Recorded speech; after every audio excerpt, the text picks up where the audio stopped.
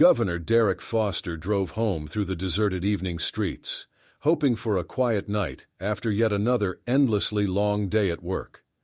For him, this was not just another workday. Over the past few months, he had been striving for change in the state, facing obstacles and resistance at every step. His election as the first black governor of Lakewood State was a historic event, and Derek saw it as an obligation to live up to the trust of everyone who believed in him. He understood that being a governor required not only competence, but resilience. Derek knew that every move he made was now under close scrutiny, from both supporters and opponents. Absorbed in thought, he did not immediately notice the bright flash of red and blue lights in his rearview mirror. His heart sank at the sight of the flashing lights, and anxious thoughts crept into his mind. He had not been speeding or breaking any rules. Moreover, a silent awareness accompanied him. This was no coincidence. Instinctively slowing down, he pulled over to the side of the road, calming his breathing and trying to maintain control of the situation. Feeling the tension, Derek tried to remain composed. He knew that such stops could quickly escalate into something more than a simple check. As governor, he had heard too many stories from black residents about police bias, unnecessary stops, car searches, and at times physical violence. And now, sitting in his car, he felt the same vulnerability that haunted his brothers and sisters across the state. He had to remind himself that he was not just any citizen. He was the governor. A few moments later, a police officer stepped out of the patrol car. His silhouette was vaguely visible under the dim streetlights. Officer Mason was a large man with a heavy gait, and even from a distance his expression conveyed suspicion and coldness. The look in his eyes said more than his behavior. It was the look of a man ready to find justification for his sudden suspicion. Dressed in a uniform, perfectly pressed and immaculate, he embodied the power and authority Derek knew all too well. For Derek, these were seconds of inner conflict. He sat in silence, trying to keep himself in check, knowing that a single misstep could complicate everything. His mind raced with thoughts. How should he behave? How could he explain that he was simply returning home after a long day at work? The officer, showing no interest in explanations, demanded his documents. The men's eyes met for a split second, and Derek felt the pressure mount. He sensed that for the officer, his face and skin color were sufficient reasons to question Derek's right to be on the road at this hour. He slowly reached for his driver's license and ID, carefully pulling them from his wallet, striving to remain as calm and composed as possible. The officer took the documents, glanced briefly at the ID, but showed no reaction to the title. It was a silent statement. At that moment, Derek Foster was no more than another suspicious driver, unworthy of being here in the officer's eyes. Realizing that the officer was disregarding his status, Derek felt a surge of indignation rise within him. He was the governor, a man elected by thousands of residents, serving this state to protect their interests. And now, sitting in his car on a dark road, he felt like any ordinary black man, stopped and judged through the lens of suspicion. With each passing second, this simple fact gained more weight. This night could become the embodiment of the stories he had heard countless times, but never personally experienced. The officer held the documents in his hands, contemplating something, and seemed to delay deliberately, as if searching for any reason for suspicion. Carelessly returning the ID, he looked at Derek with an expression that conveyed complete indifference to the man before him. The officer's eyes reflected something repelling and alarming, a readiness to question any argument, any explanation. This was not just a patrol, it was a demonstration of power and baseless control.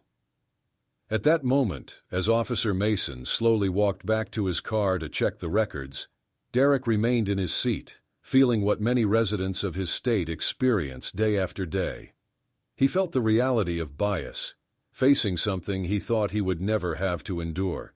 His mind raced, and he felt simultaneously lost and oppressed.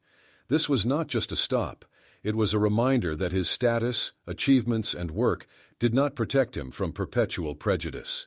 The flashing lights reflected in the mirrors, blinding him in the dark. That light now seemed a symbol of the reality from which he could not escape. Governor Derek Foster, sitting in his car on the shoulder of the deserted road, watched as Officer Mason returned to his vehicle, documents clenched in his hands. With each passing second, the atmosphere grew more tense, as if the air itself was heating up. Derek knew he had done everything by the book. He provided the documents, showed respect, but the officer's behavior was more than a troubling signal. Despite his high position and status, he felt vulnerable, like an ordinary citizen seen by the system only through the lens of suspicion. Officer Mason approached closer, his movements imbued with a barely concealed sense of superiority and suspicion. The look he gave Derek was not directed at an individual, but at a biased image he projected onto him. It was as if, to him, Derek was not a high-ranking governor, but a symbol of something dangerous and foreign. This silent moment spoke volumes. Derek knew that for men like Mason, his skin color, his presence at that place, and even his calm demeanor, all of it was a reason for scrutiny, a chance to assert power. Suddenly, without warning, Mason demanded that Derek step out of the car. The order was cold and authoritative, with a tone that implied refusal was not an option. For Derek, this was no longer just a roadside stop. It was turning into an act of coercion.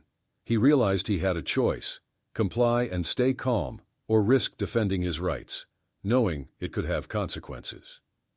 Derek took a deep breath and, trying to suppress any display of emotion, slowly unbuckled his seatbelt and opened the door. His movements were measured and careful, as if each action was pre-evaluated to avoid giving the officer any unnecessary reason to escalate. He stood by his car, feeling the weight of a prejudiced gaze on him. Officer Mason did not give him time to explain, nor did he show a hint of respect for his position or rights. To him, Derek was just another suspect to be checked. As Mason began inspecting the car, his actions seemed overly deliberate.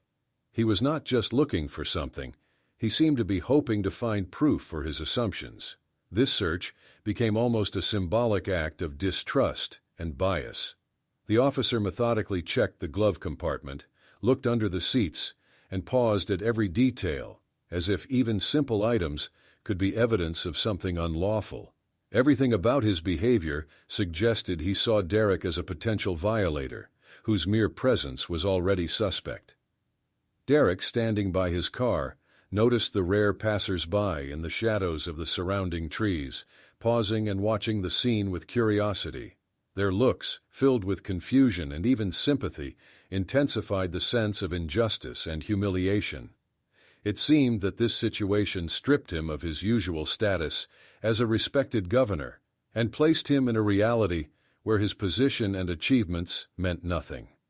Under the scrutiny of society, he felt the bitter sting of discrimination that he thought his position had protected him from. The officer finished the search, but, instead of admitting a mistake and allowing Derek to return to his car, continued to act with caution. A smug smirk appeared on his face, as if in every gesture and look he tried to show his power and make it clear that he did not care about the status of the man before him. Officer Mason looked at Derek as though he were a person without any rights or respect. It was as if the governor's presence was a challenge to his authority that needed to be suppressed. After a long pause, the officer announced that he intended to check Derek's records and history. For Derek, this was the last straw. Realizing that his own information, his status, should have been known by now, he saw Mason's actions as something more: hidden discrimination, an attempt to put him in his place regardless of his high office. When the officer returned to his car to check the documents, Derek remained standing by his car, feeling a mix of anger and helplessness rising within him.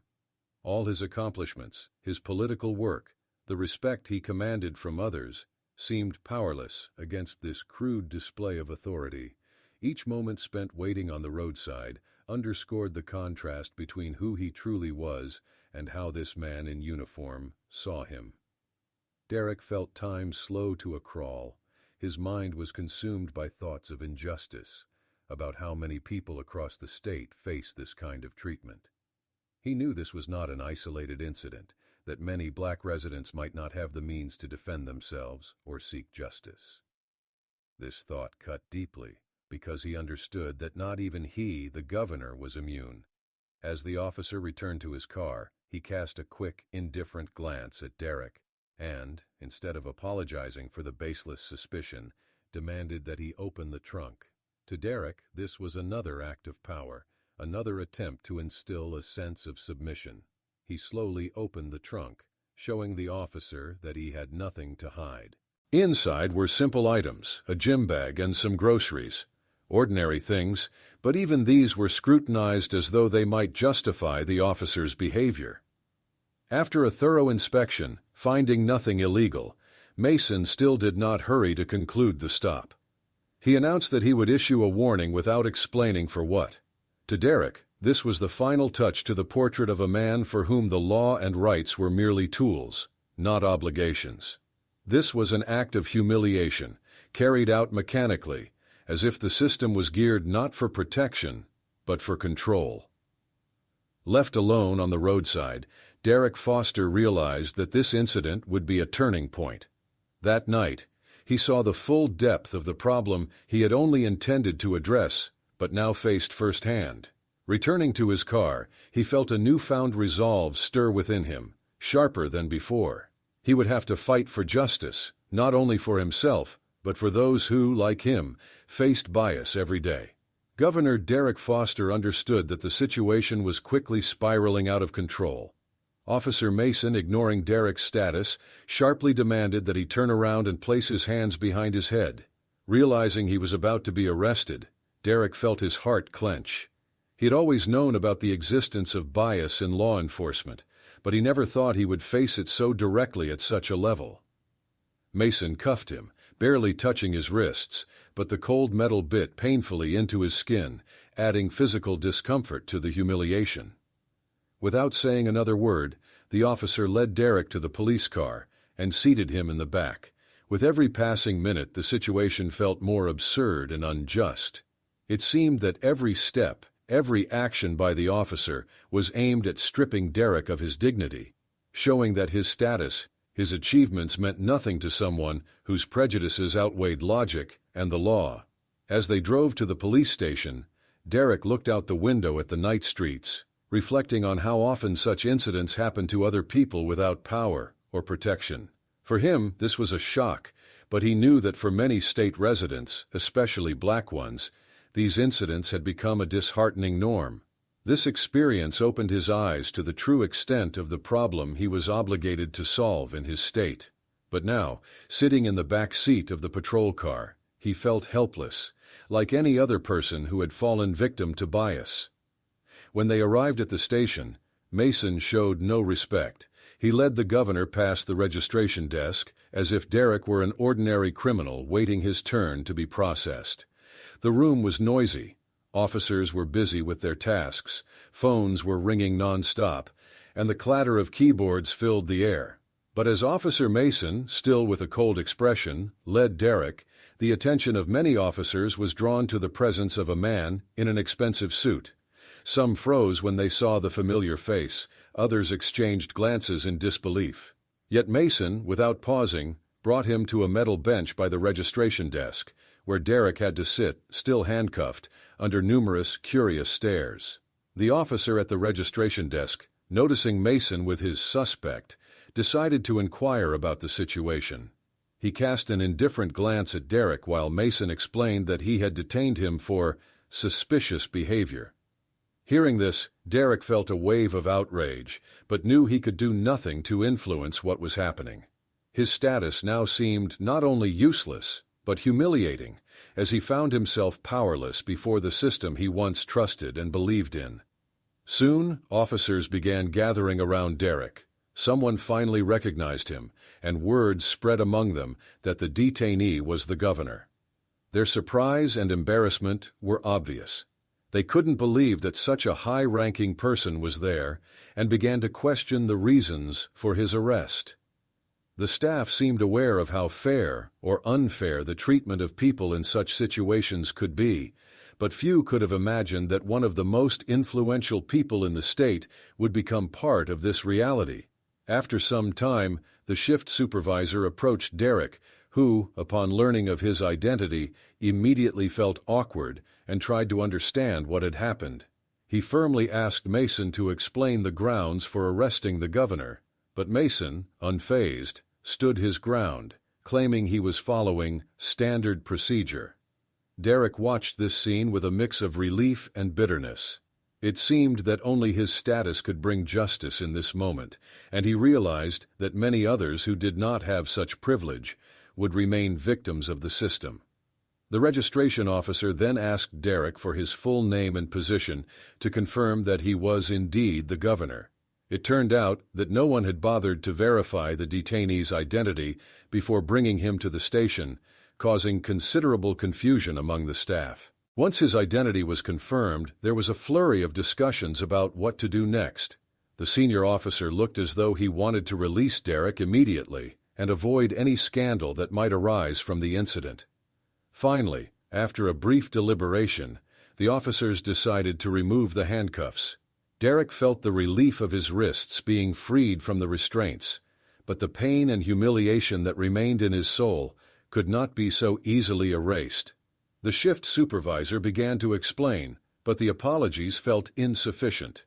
A surge of indignation flared within Derek. He knew this was a clear case of discrimination, where his skin color and preconceived notions were more important than respect and common sense.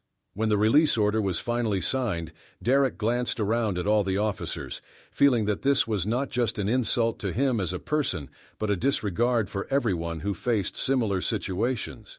He left the station not just angry, but firmly resolved to fight this issue. Stepping out onto the night street, he felt that his mission as governor had taken on new meaning. That night, he realized he could not turn a blind eye to the systemic problem that humiliated and discriminated against him and thousands of others. This stop, this arrest, and the humiliation made him see the reality that he could no longer ignore. The next morning after his humiliating arrest, Governor Derek Foster of Lakewood State felt as though his life and career had suddenly changed. He woke up with a heavy sense of indignation, realizing that the incident from the night before was not just a coincidence. It was a stark example of racial discrimination, and as the state's first black governor, he knew he had to turn his story into a lesson for all. Today, he not only had to share his experience, but also speak out for all those who faced injustice due to their skin color, but had no platform to voice it. When Derek arrived at his office, the atmosphere was tense. His team was already aware of what had happened and awaited instructions on the next steps. Usually calm and confident, today Derek appeared worn out and focused, as if a new, burning resolve had ignited within him. His gaze, which always expressed assurance, was now filled with a hidden anger under a calm mask. He gathered his team to discuss the incident. Derek shared the details of his arrest and how humiliating and biased the treatment by the police had been, without them even bothering to verify his identity. Many of his aides were shocked, but some knew firsthand what bias was like. Their own experiences, or those of their loved ones, were not far removed from what had happened to Derek. Everyone understood that their governor was determined, and that this incident would mark the beginning of something bigger. Derek decided not to hide the event from the public. He needed to use his position to fight for change. Together with his team, he developed a plan for a press conference where he intended to speak openly about his experience and announce the start of reforms in the state. This was necessary not just for him, but for those whose stories often went unheard. When the moment of the press conference arrived, the hall was packed with journalists and members of the public.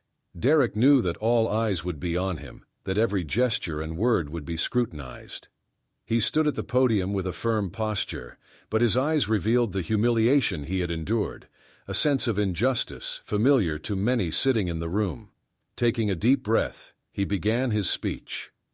Derek started by describing what had happened that night, speaking with restraint but with an undertone of personal outrage.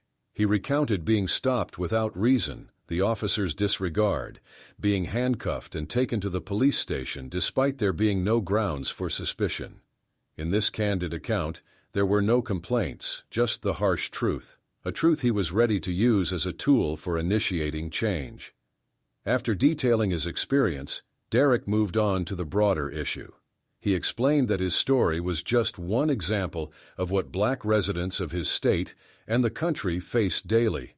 He emphasized that the problem ran deeper, that it was woven into the very system that did not always provide protection and justice for all citizens.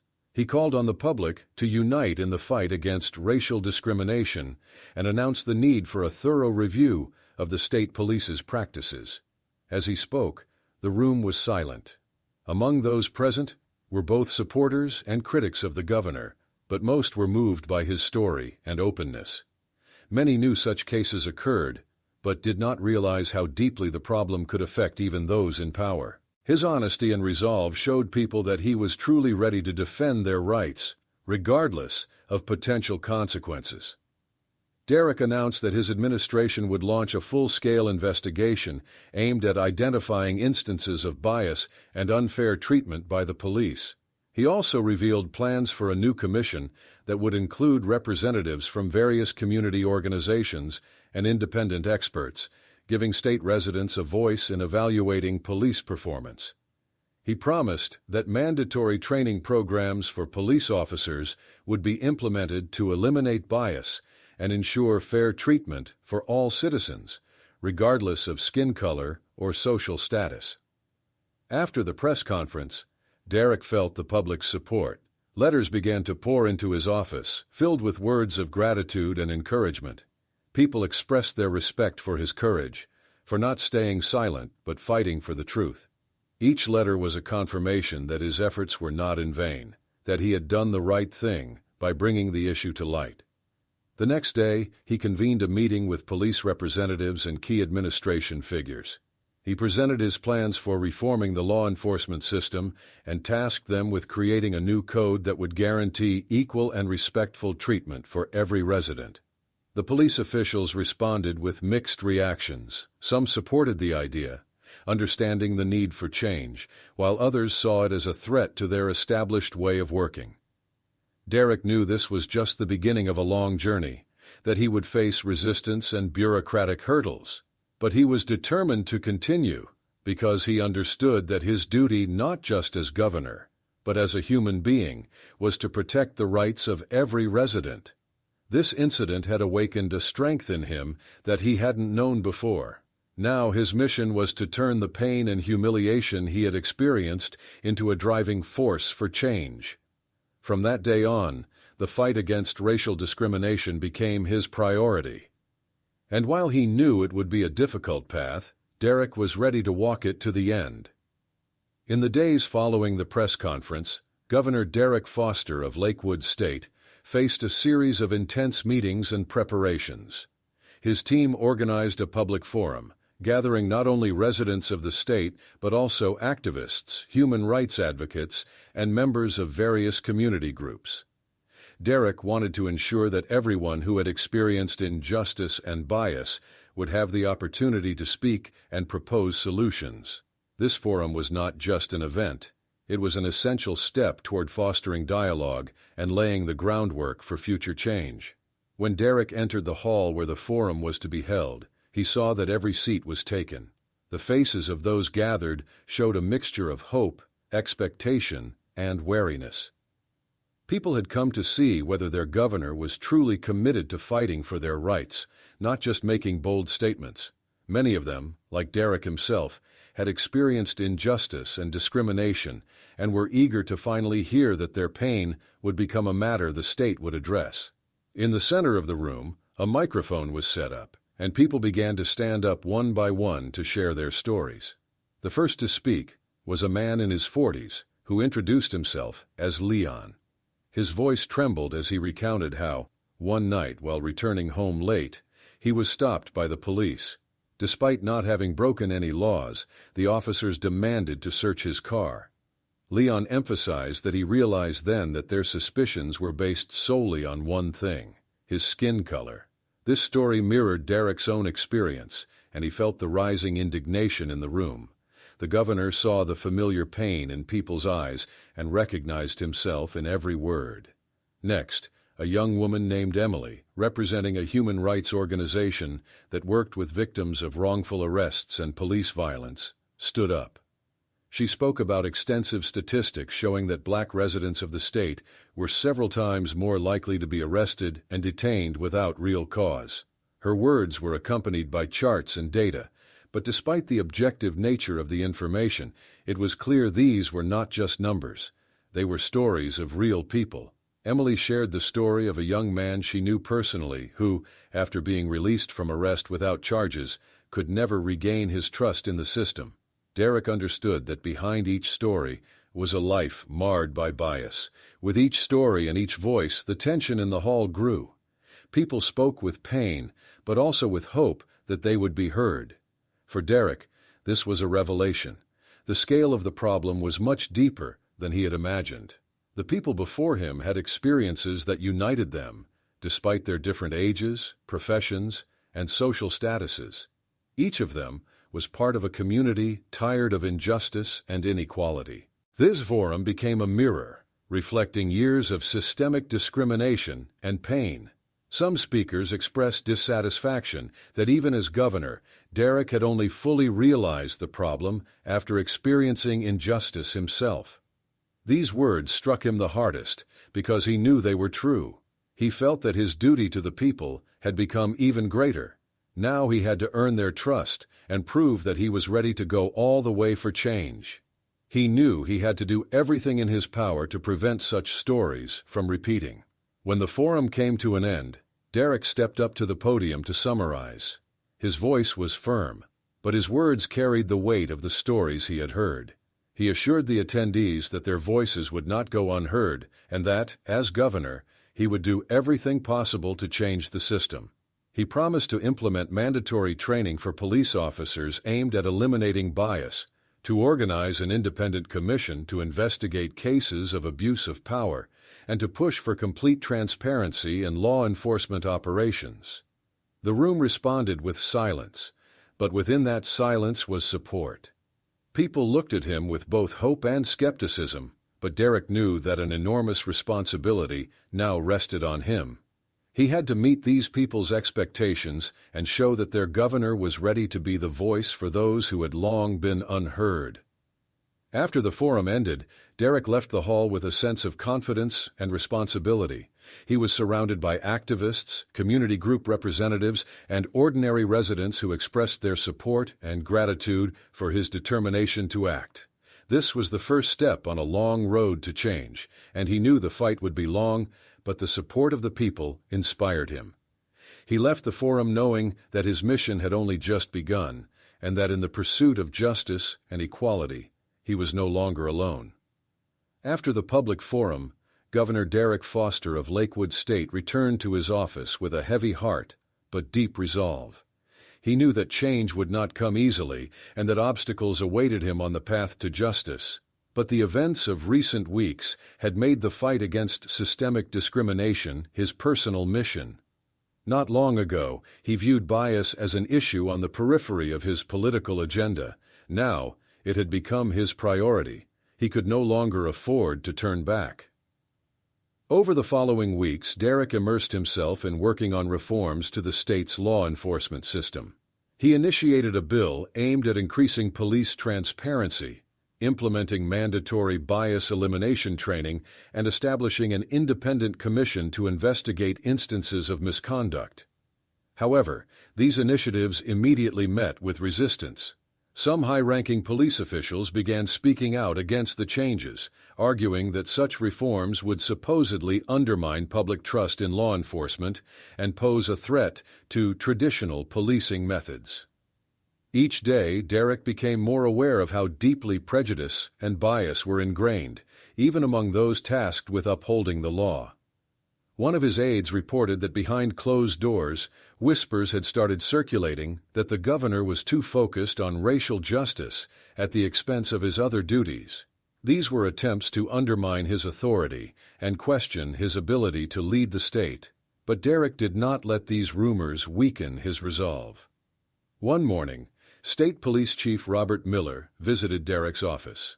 Miller was a tall man, accustomed to his role and respected for his long service in the police force.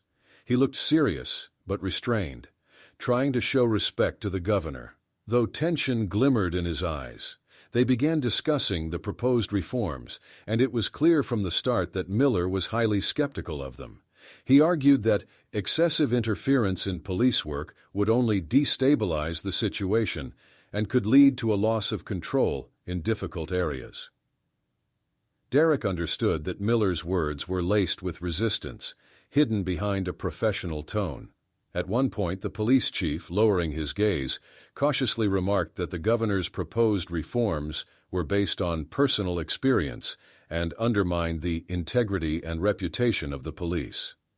These words were spoken calmly, but carried a challenge, revealing the root of the problem. For many in the police force, acknowledging bias in the system felt like an insult, a threat to their status and position. This conversation was one of many Derek would have to navigate. Over the following weeks, he faced constant attempts at obstruction. Some officials tried to slow down the implementation of the reforms, citing budget constraints, while others pointed to the need for a phased approach, hinting at a desire to postpone changes indefinitely. Derek knew these proposals masked a wish to maintain the status quo, but he remained resolute. Meanwhile, attacks on Derek and his program began appearing in the press. Several major publications with more conservative leanings published articles accusing the governor of prioritizing the interests of a small group over the interests of the entire state. These articles were written with a pointed implication that Derek was undermining the rights of traditional voters. He understood that these publications were no coincidence. Someone wanted to pressure him into abandoning his fight. Despite the pressure, Derek continued to push for reform. He started meeting with representatives of civic organizations, human rights advocates, and activists to rally their support and strengthen public backing. At one of the meetings, he delivered a speech emphasizing that the reforms were not aimed against the police, but were intended to create a safe and fair society for all citizens, regardless of race or social standing. His words carried no aggression or blame, only determination and honesty. He was prepared for criticism, knowing that his mission was unpopular among some powerful figures, but he believed it was the right course of action. What inspired Derek most was the support of ordinary citizens. People continued to attend his gatherings, send letters, and offer words of encouragement. He received letters from black students thanking him for his bravery, and from parents who wrote that they wanted to see a future where their children would not face bias. These messages meant more to him than political or official endorsements. They validated that his fight was not in vain, and that among the people there was understanding and a desire for change. Among all the meetings and speeches, Derek increasingly reflected on the fact that he had become a symbol for many residents of the state. His mission was more than just politics. It was a fight for rights, for justice, for ensuring that every person felt protected in their own state. He understood that this was a long path, that each step would be met with resistance. But the realization grew in him that he was ready for it. With each new attack and challenge, Derek grew stronger. He knew that his mission would not end quickly, and that he would have to do everything in his power to rebuild a system that had for too long allowed bias and injustice to go unnoticed. Several months had passed since Derek Foster began implementing his reforms, and each week was filled with new challenges and obstacles. Despite resistance and criticism from powerful circles, Derek felt that he was making progress. However, the opposition he encountered was more severe than he had anticipated. During this period, he experienced firsthand the force of entrenched prejudices and political pressure, which only strengthened his resolve. One evening, Derek's office was filled with city council members, police chiefs, activists, lawyers, and his own team. It was an important meeting, and Derek knew that his task was to convince everyone present of the necessity of these reforms, regardless of their personal views and biases. He didn't just want to impose changes. He wanted to find a way to bring together differing perspectives and reach a compromise that would make steps toward justice and equality possible. Derek began his speech by recounting how difficult it had been to decide on these reforms and the challenges he had faced along the way. He reminded them that this fight went beyond politics. It was about the fundamentals of justice and respect for every individual. Speaking of his own story, he emphasized that his personal experience of being unjustly arrested was just one example among countless instances faced by Black people and other vulnerable groups. He wanted everyone to understand that his goal was to create a system where everyone would feel protected and respected. The room was silent, and it seemed that each of his words resonated with the audience. But not everyone shared his enthusiasm.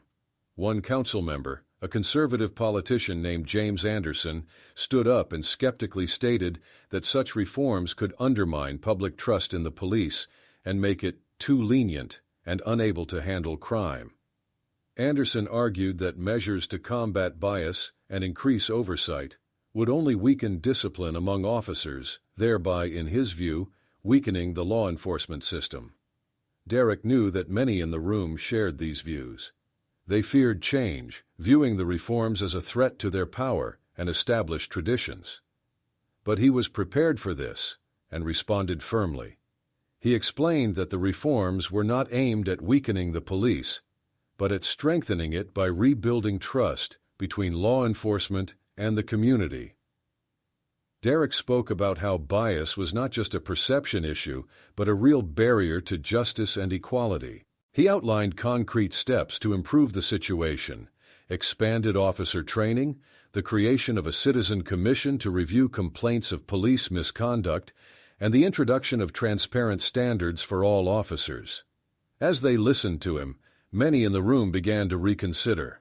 Derek saw that some officials and police officers who had previously been skeptical were starting to take his arguments seriously. He knew that change would not happen overnight, but this was an important step, to get them to listen and understand the importance of the proposed measures.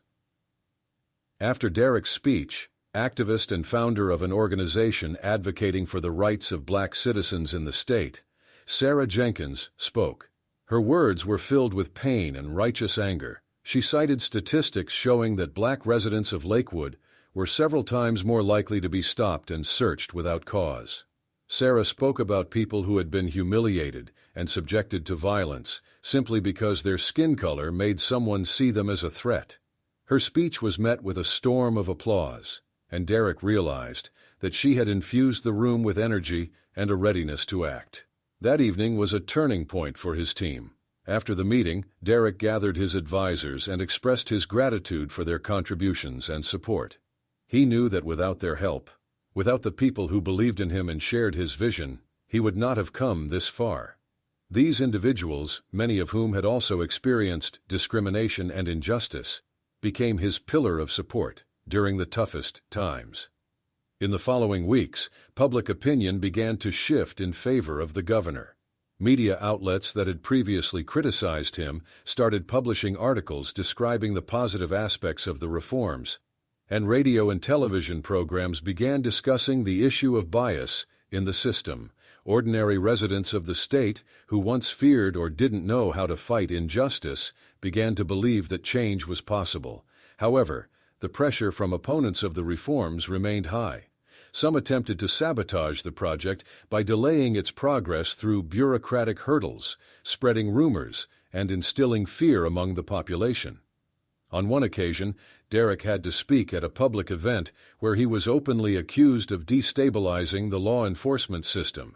He calmly and firmly responded that his goal was not to undermine, but to strengthen the police, and that he would continue to work on the reforms despite the criticism. With each new step and speech, Derek felt the growing support of the people.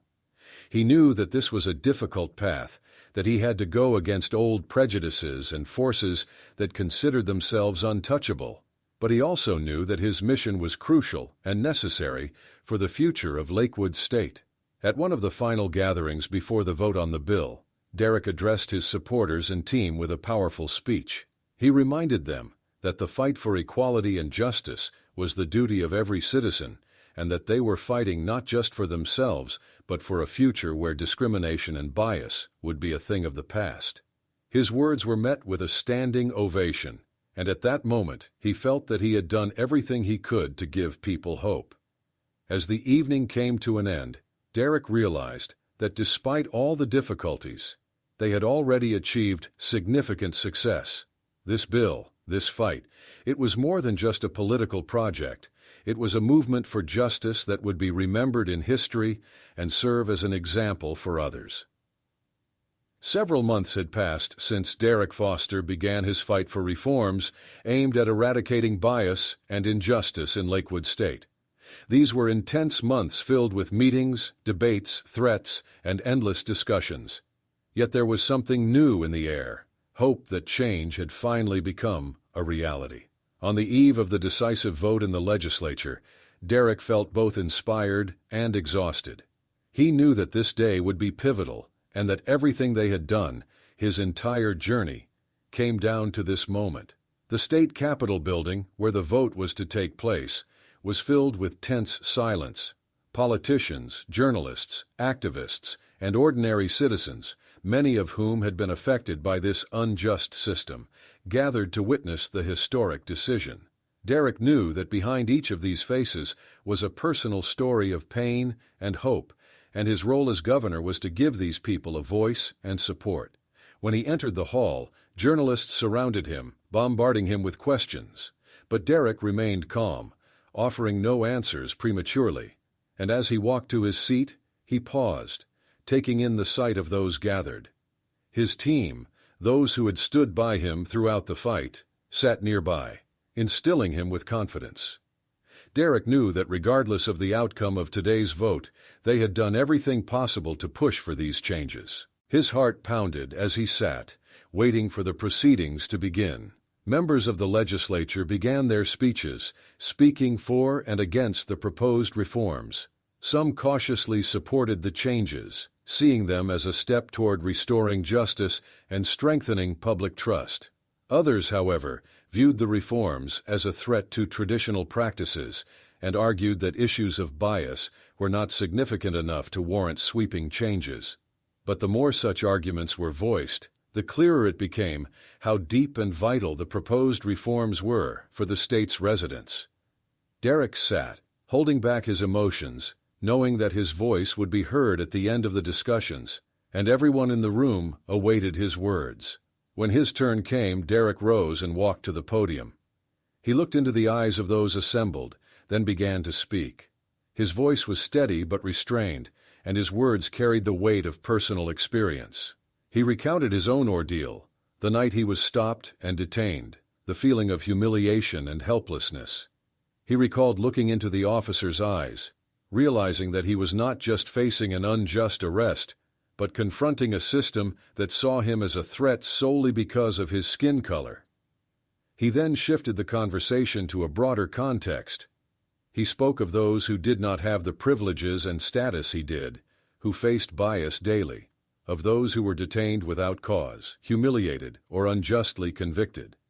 Derek explained that these reforms were not just about changes to the system, but about restoring trust and respect for every citizen, the right to feel protected and valued, regardless of background or skin color. When he finished his speech, the hall was silent.